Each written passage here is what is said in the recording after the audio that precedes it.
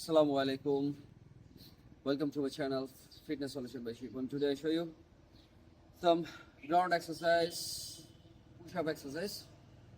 First time I show you leg and hand widen push-up. Somewhere this called widen push-up.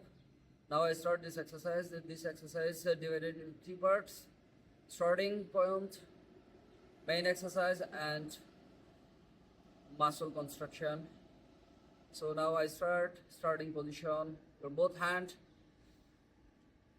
24 inches gap, and both legs 36 inch gaps,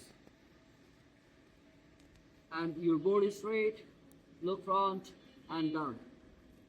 1 2 3 4 5 6 7 8 9 10. In this way, you do this exercise 3 times 10 times 10. Through this exercise, your pectoralis major and pectoralis minor muscle will be developed.